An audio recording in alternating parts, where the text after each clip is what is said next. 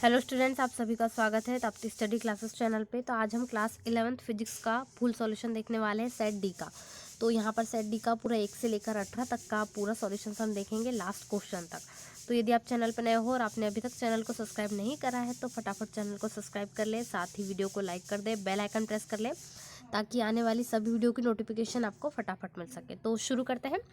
सबसे पहले सही विकल्प देख लेते हैं। पूरे लास्ट तक के आपको देखना है, वीडियो को बिल्कुल भी स्किप नहीं करना है, जिससे कि क्या हो आपको सारे क्वेश्चंस 1 बाय 1 करके मिल सके। तो सही विकल्प का पहला सही आंसर क्या हो जाएगा, 10 की घात ऋण 10 मीटर। यहाँ पर आपको लिख देना है। उसके बाद में यहाँ पर आपको जो राशियाँ पूछी कौन कौन सी है, तो इसमें हो जाएगा त्वरण, क्षेत्रफल और संवेग। यहाँ पर सही आंसर हो जाएगा। तीसरा क्या हो जाएगा, इसका सही आंसर वाट हो जाएगा। यहाँ पर सही विकल्प में आपको लगाना है। उसके बाद में यहाँ पर अगला क्वेश्चन है, उसका आंसर पाइज हो जाएगा। और लास्ट में जो आपको दिख रहा है 5th नंबर का, इसका आंसर क्या हो जाएगा, ठोस। उसके बाद प्रश्न क्रमांक 2 की ओर बढ़ रहे हैं। यहाँ पर आपको रिक्त स्थान पूछे गए हैं। तो यहाँ पर जो 1 घन सेंटीमीटर कितने क्यूब के बराबर होता है, तो 10 की घात ऋण 6 के 0.001 के अनुसार होता है। तो यहाँ पर 10 की घात ऋण 6। यहाँ पर दूसरे में संवेग कैसा रहता है, नियत रहता है। तो यहाँ पर नियत लिख देना है आपको। और तीसरे क्वेश्चन में कितने घंटे आ जाएगा, 24 घंटे, सही उत्तर हो जाएगा। उसके बाद जो नियम है ये पास्कल का होता है। तो यहाँ पर चौथे में क्या आ जाएगा, पास्कल। हेलो बच्चों, पढ़ाई में डाउट्स आते हैं, घबराइए मत, सबका सोल्यूशन है डाउटनट। बच्चों, आप किसी भी सवाल में आप अटक गए हो या आपसे सॉल्व नहीं हो पा रहा है, बस आपको उस क्वेश्चन का फोटो लेना है, क्वेश्चन को क्रॉप करना है और 5 सेकंड के अंदर अंदर आपको उस क्वेश्चन का वीडियो सॉल्यूशन मिल जाएगा। फिर चाहे आपका क्वेश्चन होमवर्क का हो, सीबीएसई का हो, यूपी, बिहार, महाराष्ट्र, राजस्थान, एमपी या किसी और बोर्ड का हो, चाहे आईआईटी, जेई, नीट या क्लास 6 से 12वीं का सवाल हो, इन सब का जवाब मिलेगा डाउटनट ऐप पर। या फिर कोई भी सब्जेक्ट हो, physics, chemistry, maths, biology, science, आपके सभी सवालों के जवाब मिलेंगे आपको डाउटनट पर। साथ ही आप डाउटनट ऐप पर पढ़िए कोटा की बेस्ट फैकल्टी जैसे जीबी सर, एनजे सर, आकांक्षा मैम, प्रिंस सर जैसे टॉप टीचर्स, यानी अब पूरी पढ़ाई होंगी डाउटनट ऐप पर। 3 करोड़ से ज्यादा बच्चे डाउटनट ऐप पर पढ़ाई कर रहे हैं, तो आप भी जाइए और डाउटनट ऐप इंस्टॉल कीजिए। चौथे में क्या आ जाएगा, पास्कल। और जो सेकंड आवर्तकाल होता है, यहाँ पर जो सेकंड लोलक की बात हो रही है, तो यहाँ पर कितना होता है, इसका 2 सेकंड होता है। तो सही उत्तर यहाँ पर हो जाएगा। आगे बढ़ते हैं। प्रश्न क्रमांक 3, सही जोड़ी। यहाँ पर आपको सही जोड़ी को मिलान करना है। तो आदर्श गैस समीकरण क्या होता है, पीवी बराबर से एनआरटी, ये पूरा आदर्श गैस समीकरण होता है। उसके बाद समतापी प्रक्रम में क्या होता है, नियतांक होता है। पीवी बराबर से जो दाब और वेग यहाँ पर रहता है, नियतांक रहता है। उसके बाद कोणीय संवेग का मात्रक क्या होता है, जूल सेकंड होता है। और जड़त्व आघूर्ण का मात्रक क्या होता है, किलोग्राम मीटर का स्क्वायर। तो ये आपको मिलान करना है। शक्ति का मात्रक जूल प्रति सेकंड होता है, क्योंकि क्या होता है, पी बराबरी से होता है कार्य डब्ल्यू बटे टी, यानी कार्य बटे समय। तो कार्य का मात्रक हो गया जूल और यहाँ पर बटे में कितना हो गया, सेकंड। तो जूल प्रति सेकंड इसको लिखते हैं। तो इस प्रकार से आपको लिखना है। चलिए प्रश्न क्रमांक 4 देख लेते हैं। यहाँ पर आपको एक शब्द एक वाक्य में, तो जो यहाँ पर कोण बन रहा है, प्रत्यक्षिपित कोण बन जाए 45 डिग्री का होगा, तो ये करेक्ट होगा। उसके बाद कौन सा बल आवश्यक होता है, तो अभिकेंद्रीय बल यहाँ पर सही उत्तर हो जाएगा। उसके बाद आपको एक मशीन के बारे में पूछा गया। तो यहाँ पर जो मैंने आपको फॉर्मूला बताया, पी बराबर से W/T।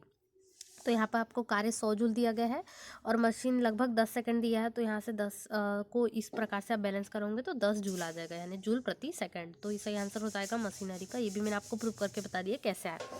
उसके बाद यहाँ पर आपको पृथ्वी की सतह से पलायन वेग पूछा गया। तो 11.2 लिखना है आपको। उसके बाद आवश्यक ऊष्मा कौन सी होंगी, तो गुप्त ऊष्मा कहलाएगी। यहाँ पर जो आवश्यक प्राप्त ऊष्मा के लिए होती है तो गुप्त ऊष्मा कहलाती है। अब पूरे क्वेश्चंस के आंसर देख लेते हैं किस प्रकार से आपको लिखना है।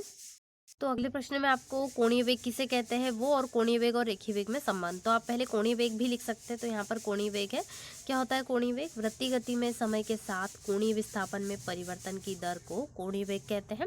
इसे ओमेगा से प्रदर्शित करते हैं। इसका मात्रक भी लिख सकते हैं कि कोणीय वेग का मात्रक यहाँ पर रेडियन प्रति सेकंड होता है। इसका विमीय सूत्र m0 L0 t⁻⁻1। और कोणीय वेग का यहाँ पर फॉर्मूला भी है कोणीय विस्थापन में परिवर्तन की दर, यानी कोणीय विस्थापन बटे समय। ये हो जाएगा इसका फॉर्मूला ओमेगा बराबरी से डेल थीटा, क्योंकि कोणीय विस्थापन है और यहाँ पर वेग में परिवर्तन अपॉन डेल टी। तो ये सही उत्तर हो जाएगा। उसके बाद यहाँ पर इसका देख लेते हैं व्यंजक किस प्रकार से प्राप्त करोगे। सबसे पहले आपको यहाँ पर चित्र बना लेना है। यहाँ पर आपको डेल थीटा दिख रहा है, ए और बी जो वेग प्रारंभिक वेग v1 v2, इस प्रकार से r2 और r1 भी यहाँ पर त्रिज्या दिख रही है। ए और बी हमने यहाँ पर 2 बिंदु ले लिए। इसके बारे में अब वर्णन कर देते हैं, जो चित्रों को आपको ध्यान से नोट करना है। अब इसका वर्णन आ जाएगा कि उपरोक्त चित्र में कोई कण है, वृत्तीय गति कर रहा है, इसको बिंदु ए से बिंदु बी तक जाने में डेल टी समय लगता है और वृत्त के केंद्र पर डेल थीटा कोण बनता है। तब कण का कोणीय वेग यानी ओमेगा बराबर से कितना, del theta upon del T हो जाएगा। इसका इक्वेशन नंबर 1, ये भी हमने फॉर्मूला देखा। तो यहाँ पर विस्थापन डेल आर हो जाएगा और साथ ही कोण का रेखीय वेग यानी कि v बराबर से del R upon del T. इसको इक्वेशन नंबर आपने सेकंड दे दी। अब कोणीय विस्थापन डेल थीटा आप यहाँ पर जानते हैं कि डेल आर अपॉन आर होता है, तो यहाँ से आप क्या निकालेंगे, डेल आर का मान निकालेंगे, तो डेल थीटा इंटू आर। इसको इक्वेशन नंबर 3 दे दीजिए। अब समीकरण 3 से आपने डेल आर का मान निकालिए, इसको समीकरण नंबर आप किस में रख दोगे, इसको समीकरण नंबर ये 2 आपको दिख रहा है, इसमें डेल आर का मान यहाँ पर रख दोगे तो इक्वेशन बन जाएंगी। उसके बाद इक्वेशन नंबर इसको 4 आप दे दोगे, तो समीकरण 1 से मान समीकरण 4 में रख दोगे। ये पूरे मान आपको रख देना है। उसके बाद में क्या होगा, यहाँ से आपका जो संबंध है वो निकल जाएगा कि v बराबर से ओमेगा इंटू आर, यानी ओमेगा यहाँ पर आपका दर्शा रहा है कोणीय वेग और आर जो है त्रिज्या। तो यहाँ पर बता सकते हैं जो ओमेगा यहाँ पर कोणीय विस्थापन, कोणीय वेग, v बराबर से रेखीय वेग, सब अलग अलग यहाँ पर आप दर्शा सकते हैं। तो यहाँ यही रेखीय वेग और कोणीय वेग में संबंध है और कोणीय वेग की परिभाषा हम देख चुके हैं। उसके बाद बढ़ते हैं अगले प्रश्न की ओर। नेक्स्ट क्वेश्चन यहाँ पर आपको दिया गया है। तो नेक्स्ट क्वेश्चन में बर्नौली प्रमेय की कथन लिखना है। तो बर्नौली प्रमेय का कथन यहाँ पर आपको लिखना है। तो क्या होता है, इस प्रमेय के अनुसार यदि कोई द्रव, आपको सिर्फ प्रमेय का कथन लिखने के लिए कहा गया, इसको प्रूव करने नहीं बोला, बहुत बड़ी प्रमेय होती है ये। तो इस प्रमेय के अनुसार यदि कोई द्रव एक स्थान से दूसरे स्थान तक किसी नली में धारा रेखीय प्रवाह में बहता है, तब उसकी संपूर्ण ऊर्जा में कौन कौन सी, गतिज ऊर्जा, स्थितिज ऊर्जा और दाब ऊर्जा नियत रहती है। अतः यहाँ से आप क्या बता दोगे, इसका यहाँ पर फॉर्मूला बता दोगे 1/dv² plus dgh plus p बराबर से कितना हो जाएगा, नियतांक। तो ये आपको पूरा लिख देना है। उसके बाद बढ़ते हैं अगले क्वेश्चन की ओर। यहाँ पर बर्नौली प्रमेय के बाद में आपको और पूछा गया है, व्यतिकरण और निस्पंद में 2 अंतर पूछेगा। तो यहाँ पर मैं आपको और 3-4 अंतर बता दे रही हूँ। आपको जो छोटे छोटे लगते हैं अंतर, 5 अंतर पूरे बता देती हूँ, आप इसमें से छाट कर लिख सकते हैं। तो व्यतिकरण में क्या होता है, दोनों ध्वनि तरंगों की आवृत्तियाँ बराबर होना चाहिए, जबकि विस्पंद में क्या होता है, दोनों ध्वनि तरंगों की आवृत्तियों में कुछ अंतर होना चाहिए। यहाँ पर बराबर होंगे लेकिन यहाँ अंतर होना चाहिए, ये पहला हो गया। इसमें दोनों ध्वनि तरंगों का आयाम कैसा होता है, लगभग बराबर। और इसमें कैसा होगा, यहाँ पर निस्पंद में भी दोनों ध्वनि तरंग का आयाम लगभग बराबर होना चाहिए। यहाँ पर लगभग की बात हो रही है लेकिन यहाँ पर बराबर होना चाहिए, थोड़ा अंतर हो गया। उसके बाद यहाँ पर ये भी लिख सकते हैं कि इसमें परिणाम अलग अलग होगा, जबकि इसमें इसकी तीव्रता एक बिंदु पर घटती और बढ़ती है। इसमें परिवर्तन के आधार पर भी लिख सकते हैं कि कोई परिवर्तन नहीं होता, इसमें समय के साथ परिवर्तन होता है। और लास्ट भी आप यहाँ पर इस प्रकार से अंतर लिख सकते हो। ये हो गया अधिकतम न्यूनतम का। उसके बाद अगला क्वेश्चन का आंसर देखते हैं। सदिश योग का त्रिभुज नियम लिखने के लिए कहा गया है। तो सदिश योग का त्रिभुज नियम क्या होता है, इस नियमानुसार यदि 2 सदिश एक त्रिभुज की 2 संलग्न भुजाओं, यानी 2 जुड़ी हुई परस्पर जुड़ी हुई जो भुजाएं हैं, उनको 2 परस्पर संलग्न भुजाओं जो एक क्रम में की जाती है उनसे प्रदर्शित करें, तब उनका परिणामी त्रिभुज की तीसरी भुजा द्वारा विपरीत क्रम में प्रदर्शित होता है। ये आपको लिखना है, चित्र बना देंगे। चित्र से बहुत इजीली ये समझ में आ जाएगा आपको। यहाँ से आपने त्रिभुज बना लिया एक चित्र, उसके अनुसार यहाँ पर त्रिभुज PQR में आप यहाँ पर देख रहे हैं त्रिभुज PQR में यहाँ पर आपको भुजाएं दिख रही है। भुजाओं के नाम दे दिए हैं ABC, अलग अलग भुजाओं के, बस वही वर्णन आपको यहाँ शब्दों में करना है। उपरोक्त चित्र में भुजा PQ को वेक्टर A, QR को वेक्टर B और QR को वेक्टर C से दर्शाया जाता है। अतः इस त्रिभुजी नियम से PQ QR किसके बराबर होगा, PR के। ये हो गया आपका त्रिभुजी नियम सदिश योग का। उसके बाद अगला क्वेश्चन। अगले क्वेश्चन में आपको संवेग संरक्षण का नियम लिखने के लिए कहा गया है। तो एक कण के लिए संवेग संरक्षण का नियम क्या होता है, यहाँ पर संवेग संरक्षण का नियम जो है वो देखते हैं। तो संवेग संरक्षण का नियम, इस नियम के अनुसार क्या होता है, यदि किसी निकाय वस्तु पर बाह्य बल न लगाए तो उसका कुल संवेग कैसा रहता है, नियत रहता है। ये हम वस्तुनिष्ठ में भी देख चुके हैं। तो यहाँ पर इसके लिए संवेग संरक्षण के नियम की उत्पत्ति आपको करने के लिए कहा गया है। तो सबसे पहले किसी, आप मानेंगे कोई वस्तु है, उसका द्रव्यमान m, उस पर कोई बल लग रहा है F और वस्तु का संवेग कितना p। तो वस्तु पर जो बल F लग रहा है उससे संवेग में परिवर्तन होगा। तो क्या होगा, बल का आवेग बराबर से संवेग में परिवर्तन, यानी कि बल गुणित आवेग। यहाँ पर बल का लगा सकते हैं, तो इस प्रकार से डेल पी हो जाएगा संवेग में परिवर्तन। इसको इक्वेशन नंबर 1 दे देंगे। उसके बाद यदि वस्तु पर कोई बल ना लगाए, तो यानी कि बल यदि 0 हो, F का मान 0, तो यहाँ से पूरा 0 हो जाएगा, मतलब संवेग किसके बराबर, 0 के। तो ये P बराबर, यहाँ से आप नियतांक निकाल सकते हैं। यही संवेग संरक्षण का नियम कहलाता है। अगला क्वेश्चन देख लेते हैं। यहाँ पर आपको प्रगामी और अप्रगामी तरंगों में अंतर पूछा गया है। इसका अथवाला भी आप कर सकते हैं यदि आपसे बनता है तो। प्रगामी और अप्रगामी तरंगों में अंतर देख लेते हैं। प्रगामी तरंग एक स्थान से दूसरे स्थान तक ऊर्जा का स्थानांतरण करती हैं, जबकि अप्रगामी तरंगें ऊर्जा का स्थानांतरण नहीं करती हैं। और दूसरा अंतर क्या हो जाएगा, मुख्य अंतर, ये माध्यम में एक निश्चित वेग से आगे बढ़ती है, जबकि ये एक निश्चित वेग से आगे नहीं बढ़ती है। तीसरा अंतर हो जाएगा, प्रगामी तरंगों द्वारा क्या बनते हैं, श्रृंग तथा गर्त बनते हैं, जबकि अप्रगामी द्वारा प्रसन और निस्पंद बनते हैं। प्रस्पंद और निस्पंद यहाँ बनते हैं, जबकि यहाँ श्रृंग और गर्त। चौथा अंतर क्या हो जाएगा, प्रगामी तरंगों में दो घटते अथवा दो शीर्षों के बीच दूरी कितनी होती है, लैम्डा, यहाँ पर आपको लिख लेना है। और इसमें क्या होगा, इसमें अप्रगामी तरंगों में और दो प्रस्यंद और निस्पंदों के बीच की दूरी λ/2 होंगी। तो बहुत अंतर हो जाएगा यहाँ पे। उसके बाद 4 अंतर पूछे गए, आप यहाँ पर ये भी लिख सकते हैं, इनमें से कोई भी एक छोड़ सकते हैं। प्रगामी तरंगों में माध्यम के कण अपनी माध्य स्थिति की दोनों ओर सरल आवर्त गति करते हैं, जबकि अप्रगामी तरंगों में क्या करते हैं, माध्य स्थिति में दोनों ओर सरल आवर्त गति नहीं करते हैं। तो यहाँ पर ही करते हैं और नहीं करते हैं, ये अंतर हो गया। अगला क्वेश्चन देखते हैं। अगले क्वेश्चन में आपको सरल लोलक का आवर्तकाल टी, यूज की प्रभावकारी लंबाई एल और गुरुत्वीय त्वरण जी पर निर्भर है। तो इसके लिए आपको व्यंजक उत्पन्न करना है। तो सबसे पहले सरल लोलक के आवर्तकाल की लंबाई आपने क्या मानी, एल, इसकी घात ए, गुरुत्वीय त्वरण जी की घात बी पर निर्भर करती है। तो यहाँ पर यदि लोलक और गुरुत्वीय त्वरण के लिए लंबाई एल और जी, ये किस पर निर्भर करती है, ए और बी पे हमने माना। तो इस समीकरण आपने इक्वेशन नंबर 1 और 2 बना ली। अब दोनों से आपको दोनों में LHS और RHS कैसे लग रहे हैं, यहाँ पर आपको LHS बिल्कुल सेम लग रहा है और RHS भिन्न है, तो इसके क्या होंगे, RHS भी सेम हो जाएंगे। तो यहाँ पर डी प्रोपोर्शनल हो गया, समानुपाती L की पावर है G की पावर B के। इसको दे दिया समीकरण नंबर 3। बस अब विमेय सूत्र आपको पता होना चाहिए। सबसे पहले समय यानी टी की पावर यहाँ पर 1 होगी, बाकी सब 0। लंबाई यानी एल की पावर यहाँ 1 होगी, बाकी सब 0। गुरुत्वीय त्वरण का मान आपको यहाँ पर विमेय सूत्र आना चाहिए। तो ये इक्वेशन आपसे बना के जाएंगी। अब यहाँ पर दोनों को कंबाइन कर दीजिए, ए और बी घाते हैं तो इनको घातों का अंतर गुणा कर दीजिए। उससे अब यहाँ पर दोनों घातों की तुलना करेंगे MLT की। तो पहला आपको क्या दिखेंगे, यहाँ पर भी 0, यहाँ पर भी 0, तो यहाँ पर ये a + b के इक्वल 0 आ जाएगा। इसको इक्वेशन नंबर 4 और 5 दे देंगे। उसके बाद में यहाँ से आप 2b का मान निकालेंगे, बहुत सरल तरीके से यहाँ से निकाल सकते हैं।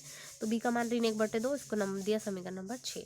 यही मान आप किस में रख दोगे, यही मान आप रख दोगे समीकरण नंबर 5 में। इससे क्या होगा, आपका a + b का मान निकल जाएगा। 0 के बराबर जैसे रखा, b का मान 1/2 यहाँ रख दिया, तो a का मान निकल जाएगा। a का मान भी कितना निकला आपका, +1/2। तो ये a के मान निकल के इसको न दे दिया समीकरण नंबर 7। अब a और b के निकल चुके हैं, तो सबसे पहले हमने जो समीकरण बनाया था उसमें पावर में इनके मान रख दीजिए। एल की पावर 1/2, जी की पावर -1/2। तो अंडर रूट है तो ये अपॉन में चला गया, तो प्लस में √g हो जाएगा। तो यही फॉर्मूला आपको प्रूव करना था, सरल लोलक आवर्तकाल लंबाई जी गुरुत्वीय त्वरण का संबंध। अब अगला प्रश्न देख लेते हैं। अगले क्वेश्चन में ऊर्जा संरक्षण का नियम पूछा गया है। ऊर्जा संरक्षण का नियम लिखकर आपको यहाँ पर स्वतंत्र गिरती हुई वस्तु के लिए भी बताना है, अचर रहता है करके। तो दोनों देख लेते हैं। तो सबसे पहले ऊर्जा संरक्षण का नियम, ऊर्जा ना तो उत्पन्न की जा सकती और ना ही नष्ट की जा सकती। केवल एक प्रकार की ऊर्जा का दूसरे में रूपांतरण, जैसे स्थानांतरित ऊर्जा, यांत्रिक ऊर्जा, गतिज ऊर्जा, इस प्रकार की ऊर्जाएं होती है, तो इनको परिवर्तन कर सकते हैं। अर्थात किसी वस्तु या निकाय की ऊर्जा सदैव कैसी रहेंगी, नियत रहेंगी। यहाँ पर ये बताना है आपको। तो यहाँ पर एग्जाम्पल दिए हैं, चाहे तो लिख सकते हैं, नहीं तो दूसरा आप यहाँ पर लिख सकते हैं। तो यहाँ पर सबसे पहले ऊर्जा संरक्षण का नियम आपको लिखना होगा। उसके बाद स्वतंत्र रूप से गिरती हुई, अधीन गिरती हुई वस्तु की ऊर्जा सदैव नियत रहती है, संरक्षित रहती है, अचर रहती है, सब एक ही यहाँ पर आपको पूछा गया है। तो सबसे पहले चित्र बनाना होगा आपको यहाँ पर। तो इस प्रकार से यहाँ पर आप चित्र बना लेंगे। ऊर्जा के लिए, संरक्षित ऊर्जा के लिए यहाँ पर आपको दिया गया h-x, और यहाँ पर u यानी प्रारंभिक वेग कितना है, 0, और यहाँ पर v से लेकर s तक के यहाँ पर पूरा आपको दिया है। सबसे पहले चित्र बना लेंगे, क्लियर हो जाएगा इससे आपको। उसके बाद में यहाँ पर जो चित्र है वो क्या क्या दिया, तो m द्रव्यमान का एक पिंड है, वो पृथ्वी सतह से h ऊंचाई पर बिंदु A पर स्थित है, जहाँ से पिंड की विराम अवस्था यानी u प्रारंभिक वेग से स्वतंत्रतापूर्वक नीचे गिर रहा है। तो इस चित्र से सबसे पहले बिंदु A के लिए स्थितिज ऊर्जा हो जाएगी यहाँ पर mgh, और काइनेटिक ऊर्जा यानी गतिज ऊर्जा 0।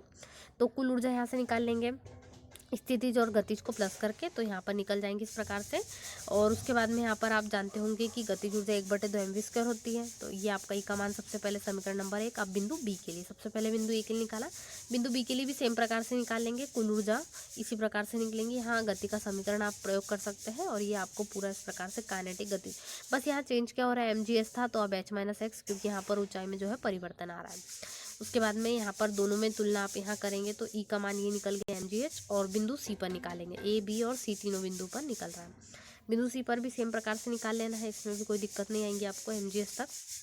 उसके बाद में यहाँ पर कुल ऊर्जा, इसके लिए भी तीसरा नंबर यानी बिंदु ए, बी, सी तीनों के लिए आपने निकाल लिया। अब तीनों स्थिति से स्पष्ट कर रहे हैं कि गुरुत्व के अधीन स्वतंत्रतापूर्वक गिरते हुए पिंड की कुल यांत्रिक ऊर्जा हमेशा नियत रहती है, क्योंकि ई बराबर से mgh आप तीनों ए, बी, सी तीनों बिंदुओं के लिए निकाल रहे हैं। उसके बाद बल युग्म आघूर्ण का नियम देख लेते हैं। तो अगला क्वेश्चन है, बलयुग्म किसे कहते हैं या बलयुग्म आघूर्ण और दैनिक जीवन में इसके दो महत्व। यहाँ पर ये इसके पहले मैं अलग से क्वेश्चन दे चुकी हूँ, यहाँ पर मैं आपको बता रही हूँ इस शॉर्ट में क्वेश्चंस, लेकिन यदि आप इसका पूरा फुल करना चाहते हैं तो मैंने अलग से वीडियो प्रोवाइड कर दिया हो।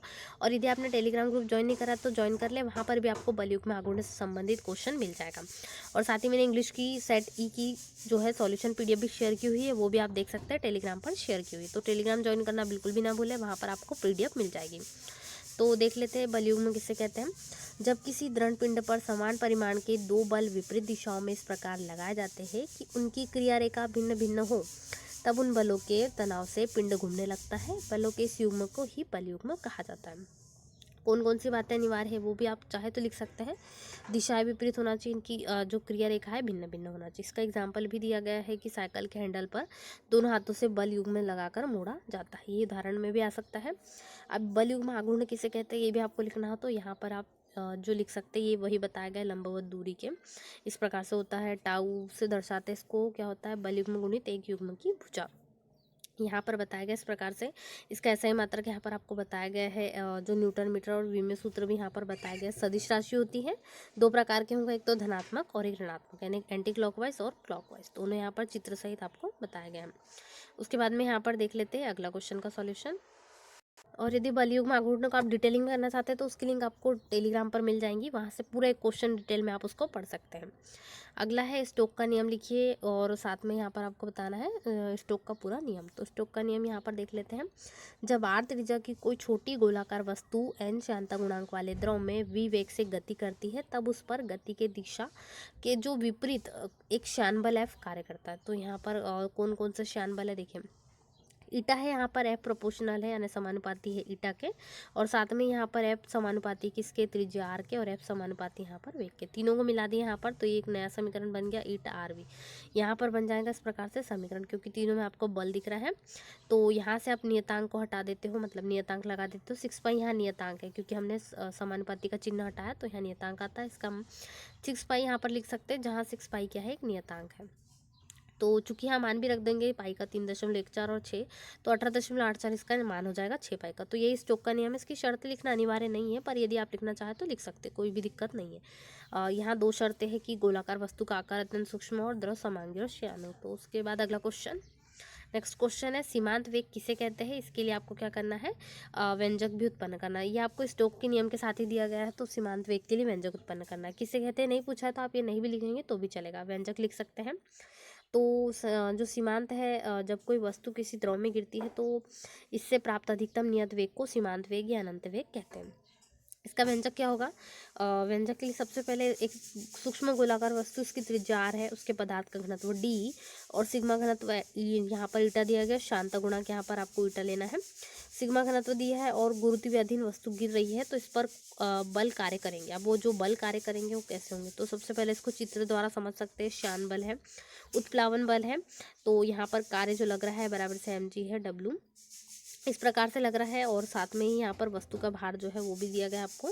तो ये ऊर्ध्वाधर कैसा है, नीचे की ओर है, तो W बराबर से mg यहाँ पर हो जाएगा भार यानी कि आयतन गुणित घनत्व और गुरुत्वीय त्वरण, मान रख दीजिए इसको समीकरण नंबर 1। दूसरा क्या हो जाएगा, उत्प्लावन बल, दो बल कार्य कर रहे हैं जैसे कि यहाँ पर श्यान बल, उत्प्लावन बल। तो उत्प्लावन बल के लिए भी आयतन घनत्व और गुरुत्वीय त्वरण आपको यहाँ पर यूज होगा। उसके बाद श्यान बल यहाँ पर देख सकते हैं आप, श्यान बल के लिए ऊर्ध्वाधर ऊपर की ओर हो जाएगा, जहाँ पर v क्या है, वस्तु का वेग है। तो जब वस्तु असीमांत वेग से गति करती है उस पर नेट बल यानी कि कुल बल जो होगा वो शून्य होता है, तो अतः वस्तु का भार कैसा होगा, उत्प्लावन बल और श्यान बल। तो यहाँ से इक्वेशन नंबर 2 और 3 से आप मान रख सकते हैं, इससे आपको मान निकल जाएगा। तो ये पूरा इक्वेशन आपको यहाँ से लेकर पूरा ये सॉल्व कर लेना है। तो यही सीमांत वेग का क्या हो जाएगा, व्यंजक हो जाएगा। यहाँ से आप समीकरण को सॉल्व कर लोगे, सीमांत वेग का व्यंजक। अगला क्वेश्चन देखते हैं, यहाँ पर आपको नेक्स्ट क्वेश्चन में प्रक्षेप्य गति किसे कहते हैं और अधिकतम ऊंचाई के लिए व्यंजक। क्या होता है प्रक्षेप्य गति, जब किसी वस्तु को या पिंड को प्रारंभिक वेग से ऊर्ध्वाधर दिशा से अलग किसी अन्य दिशा में फेंके, तब वह पिंड एक वक्र के रूप में गति करता हुआ पृथ्वी पर किसी अन्य स्थान पर आ गिरता है। वस्तु की इस गति को क्या कहा जाता है, प्रक्षेप्य गति। फेंके गए पिंड या वस्तु को प्रक्षेप्य कहते हैं, और पिंड द्वारा तय किए गए मार्ग या पथ को प्रक्षेप्य पथ या प्रक्षेप्य मार्ग कहते हैं। ये प्रक्षेप्य गति होगी। प्रक्षेप्य गति कहते हैं तक भी आप इसको लिख सकते हैं, क्योंकि आपको सिर्फ प्रक्षेप्य गति पूछी गई। इसका व्यंजक देख लेते हैं अधिकतम ऊंचाई के लिए। तो अधिकतम ऊंचाई के लिए क्या व्यंजक हो जाएगा, यहाँ पर सबसे पहले चित्र बनाया। अधिकतम ऊंचाई के लिए चित्र बनाना बहुत जरूरी है इसमें। तो चित्र के लिए सबसे पहले आपको इस प्रकार से बनाना होगा। ये अधिकतम ऊंचाई के लिए चित्र हो जाएगा। वेग यहाँ पर आपको दिख रहा है, इस प्रकार से आपको चित्र बना लेना। तो ये अधिकतम ऊंचाई के लिए चित्र हो जाएगा। आगे देख लेते हैं इसका पूरा डिटेलिंग। अब यहाँ पर हम क्या मान रहे हैं, माना किसी पिंड को पृथ्वी तल से ऊर्ध्वाधर ऊपर की ओर फेंका जाता है और पिंड वक्र के रूप में गति करता हुआ किसी बिंदु पर आ गिरता है। तो बिंदु ओ से इस प्रकार से निकालना है हमें। यहाँ पर विस्थापन वी वाई बराबर से 0 है, you why you sine theta है और ए वाई माइनस जी है। विस्थापन यहाँ पर जो है वो जी बराबर से एच हमने यहाँ पर लिया गुरुत्वाकर्षण के अकॉर्डिंग। इसको दे दिया हमने समीकरण नंबर 1। समीकरण 1 से आप मान रख सकते हैं। यहाँ पर आपको जो हमने माने हैं वी वाई का मान यहाँ पर 0 रख दिया, यू साइन थीटा इसको माना है और इसको माइनस जी और टी। तो U sine theta minus D G T आ जाएगा। यहाँ पर इस पक्षांतर भी कर सकते हैं आप। पक्षांतर करने के बाद में टी का मान तो बहुत आसानी से आप यहाँ निकाल लेंगे, यू साइन थीटा अपॉन जी। इसको इक्वेशन नंबर 2 दे दी। अब समीकरण यहाँ से आप देख सकते हैं एस बराबर से U Y T plus 1/2 A Y T square आई। ये इक्वेशन आपको कुछ कुछ गति के समीकरण जैसा लग रहा है। तो अब समीकरण 2 से आप मान आप किस में रख दोगे, समीकरण 3 में रख दोगे।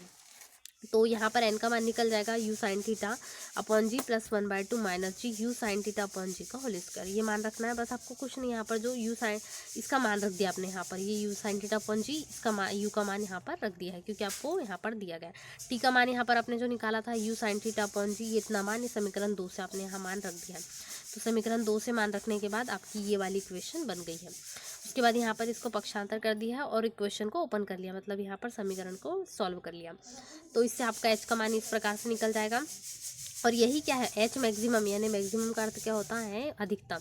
तो यही अधिकतम ऊंचाई के लिए व्यंजक है, यानी यू स्क्वायर अपॉन 2g। ये व्यंजक आपके लिए हो जाएगा अधिकतम ऊंचाई के लिए, आपको रख लेना।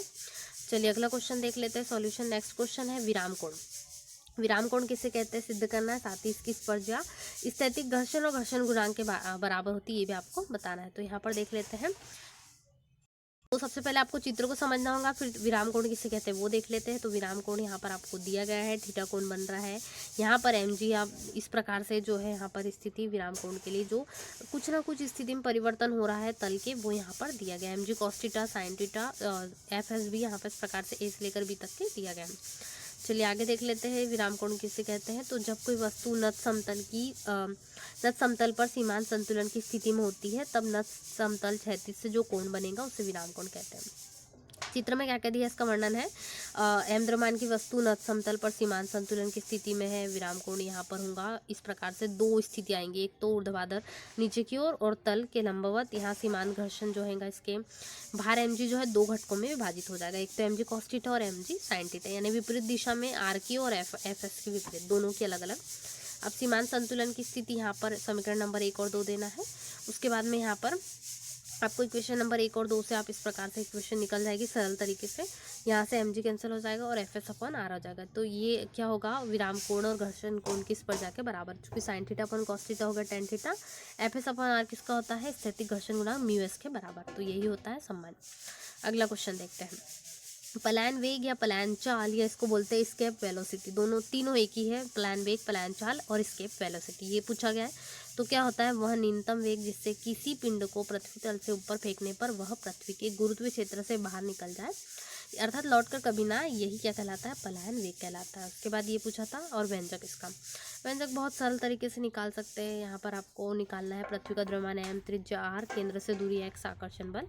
तो लगने वाला आकर्षण बल F यहाँ पर आप न्यूटन के नियम से निकाल सकते हैं। समीकरण नंबर 1 और 2 आपको लिखना है, फिर इससे मान रख देना, तो इक्वेशन नंबर 3 निकल जाएंगे f और dx के।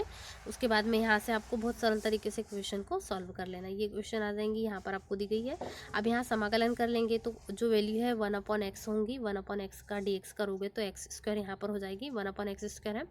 तो इसका आप जब अंश में उसको ले जाओगे तो x की पावर -2, इसका करोगे हल, तो यहाँ से समाकलन आपको लेना होगा। समाकलन करोगे तो क्या होता है, +1 हो जाती है वैल्यू, तो -2 + 1 कितना हो गया, -1। तो x की पावर -1 अपॉन -1, यहाँ से फिर लिमिट भी आपको यहाँ पर फॉलो करना है। लिमिट ले लेंगे, टेकन लिमिट यहाँ पर ली तो upper limit minus lower limit लेते हैं, कभी भी अपर माइनस लोअर लिमिट लेंगे तो यहाँ से लिमिट लेने के बाद में आपकी इक्वेशन ये बन जाएगी। बहुत आसानी से इसको आपको सॉल्व कर लेना। तो कार्य करने की क्षमता को यहाँ पर ऊर्जा कहते हैं, तो ऊर्जा से यहाँ पर आप समीकरण लगा सकते हो, बस यहाँ पर ऊर्जा को लगाना। तो ये आपका सॉल्व हो जाएगा। उसके बाद में पलायन वेग के लिए व्यंजक है, यही आपको व्यंजक पूछा गया था। तो इसका क्वेश्चन नंबर 4 जो है पलायन वेग या पलायन चाल के लिए व्यंजक है। ये आप इतना सॉल्व नहीं करोगे नीचे का तो भी चलेगा, यहाँ पर अथवा करके आपको बताया गया। तो यहाँ पर ये आप सिर्फ इसको पलायन वेग तक के भी कर सकते हो। यहाँ पर अथवा की पोजीशन जो है, यहाँ पर सिर्फ आपको जो जी आर है उसके लिए मान के लिए वैल्यू निकाल सकते हैं। तो ये पूरा सॉल्यूशन हमने देखा 1 से लेकर 18 तक के फिजिक्स का पूरा फुल सॉल्यूशन हमने देखा सेट डी का। इसी प्रकार के और सभी सेटों के सॉल्यूशंस भी जल्द आ रहे हैं, फुल सॉल्यूशंस आपको मिलने वाले हैं और सभी सेट्स के मिलने वाले हैं, इसलिए टेंशन ना ले, कोई भी सेट हो आपका सभी विषयों के सॉल्यूशंस आपको मिलने वाले हैं। तो जल्दी मिलते हैं नए वीडियो में, तब तक वीडियो को लाइक करना बिल्कुल भी ना भूलें। अपने दोस्तों के साथ वीडियो को ज़्यादा से ज़्यादा शेयर भी करें ताकि आपके फ्रेंड्स की भी हेल्प हो सके। इतना लंबा वीडियो बनाने मुझे बहुत मेहनत लगी, इसलिए वीडियो को लाइक करना बिल्कुल भी ना भूलें। अपने दोस्तों के साथ ज़्यादा से ज़्यादा शेयर भी करें। साथ ही आप पीडीएफ के लिए टेलीग्राम ग्रुप ज्वाइन कर सकते हैं और इंस्टाग्राम पर भी हमें फॉलो कर सकते हैं, इसकी लिंक आपको डिस्क्रिप्शन में दी गई है। तो मिलते हैं ऐसे ही नए वीडियो में। Thanks for watching.